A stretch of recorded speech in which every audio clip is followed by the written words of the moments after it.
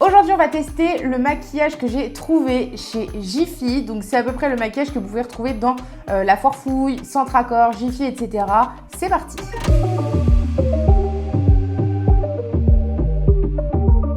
Je tiens à préciser que les produits que j'ai pris, alors déjà il y en a très peu, il n'y a que 3 produits que je vais tester parce que j'ai vraiment farfouillé un maximum. Je voulais absolument trouver des produits qui soient au minimum made in France, donc cruelty free, et j'en ai trouvé donc 3, dont un qui est également vegan. Je vous laisse regarder. Mon teint, mes sourcils sont déjà faits en amont puisque je n'ai pas trouvé de produit où c'était vraiment certifié que c'était made in France ou made in d'un pays européen où c'était donc cruelty free. Ce qui fait que j'ai pas voulu du tout m'aventurer là-dedans. Donc on va commencer par les yeux. On commence donc avec cette petite palette de 9 fards que j'ai trouvé, donc qui est made in France. C'est une marque française, donc c'est la marque C'est tout moi Miss Europe Paris. Donc c'est la palette éclat glamour. Il y avait plusieurs petites palettes de ce type avec des coloris différentes, mais celle-ci c'est celle qui me tapait plus à l'œil parce qu'il y avait quand même des coloris qui avaient l'air plutôt intéressantes, entre le vert, même le argenté là il avait l'air trop intéressant. Bref, on va tester aujourd'hui. Je vous ai sorti il y a très peu de temps une vidéo hack TikTok où je testais la méthode du cut crease avec la cuillère et c'était tellement un succès que maintenant je vais l'employer vraiment à chaque fois que je vais faire des cut crease. Je vous la remets juste ici si ça vous intéresse d'aller voir. Bref, on commence. Je vais faire vraiment juste un cut crease assez simple et je vais essayer de matcher le vert et le jaune. On va voir ce que ça donne. Et c'est parti. La pigmentation a l'air d'être quand même assez présente. Hein. Qu'est-ce que vous en pensez déjà là au premier abord? La vache! Faut quand même y aller pour prélever. Hein. Faut quand même bien forcer pour prélever, mais je trouve que c'est une jolie couleur quand même. Je sais pas ce que vous en pensez, mais déjà là au premier abord, je trouve qu'elle a l'air plutôt jolie. Et je vais venir prendre maintenant le jaune. Donc c'est un jaune doré qui a l'air plutôt pigmenté. Oh merde! Par contre, c'est hyper pailleté. Faut vraiment envie d'avoir faire... Bon, on va voir ce que ça donne. La vache, j'ai eu des chutes à l'intérieur. C'est trop dommage, je suis trop dégoûtée. Alors, je sais pas si c'est un fard ou ce sont des paillettes parce que c'est clairement tombé partout. Je suis pas ultra fan. Après, les deux couleurs sont très jolies entre elles, je trouve. Le vert et le jaune, là, c'est super mignon. Du coup, je suis un peu dégoûtée parce qu'il va falloir quand même que je nettoie mon œil. Donc ça, c'est pas cool. Et on va tester également le violet. Donc je vais le mettre ici. Donc on va voir ce que ça donne. Je ne sais pas du tout dans quoi je m'embarque. Je conçois qu'il y a la cuillère, mais c'est pas les fards, ils sont vraiment pas évidents à travailler. Je suis pas du tout fan. La pigmentation, elle est pas jolie. C'est pas qu'elle est pas présente, mais c'est que je suis un petit peu déçue de la couleur du fard en fait. Et il y a grave des chutes de fard. Oh là là là là.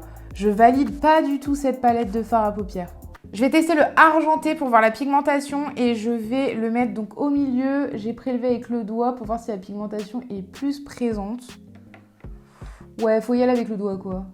Les fards irisés, faut vraiment y aller avec le doigt parce que sinon c'est pas pigmenté et même avec le doigt c'est pas fou. Hein.